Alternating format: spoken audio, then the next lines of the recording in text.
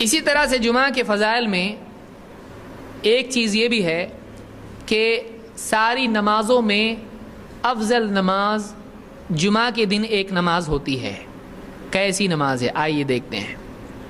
اللہ کے رسول صلی اللہ علیہ وسلم فرماتے ہیں افضل الصلوات عند اللہ، اللہ کے نزدیک سب سے ساری نمازوں میں سب سے افضل نماز ایک نماز ہے۔ کون سی؟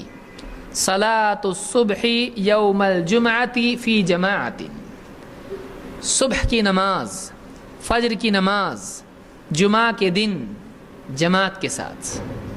ساری نمازوں میں سب سے افضل نماز کون سی اللہ کے نزدیک؟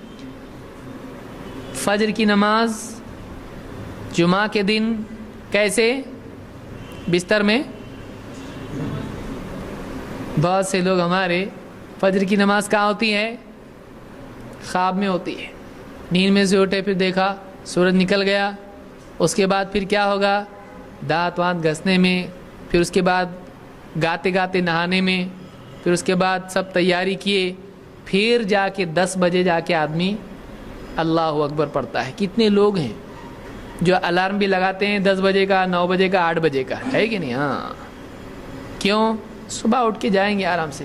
کیوں بھائی ایسا کیوں؟ نیند نہیں ہوئی۔ کیوں نیند نہیں ہوئی؟ رات کو 2 بجے تک فلم دیکھ رہے تھے نا ٹی وی کے اوپر، کیبل نیٹ ورک۔ تو یہ سب شیطان کا نیٹ ورک ہے جو آدمی کو اللہ کے حکموں سے، اس کی عبادات سے روک کر بے حیائی کی چیزوں میں مبتلا رکھتا ہے۔ اللہ ہم سب کی حفاظت فرمائے۔ رات میں آدمی اگر جلدی سو جاتا ہے تو آدمی صبح میں جلدی اٹھے گا۔ تو فجر کی نماز روزانہ ضروری۔ آپ یہ نہ سمجھے اچھا جمعہ کا ہے کیا، باقی دن نہیں بھی گئے تو چلتا ہے جماعت پہ، ایسا نہیں ہے، روزانہ کے لیے ہے۔ لیکن یہاں بتایا جا رہا ہے کہ ان نمازوں میں جو آدمی پڑھتا ہے سب سے افضل کون سی ہے؟ جمعہ کے دن۔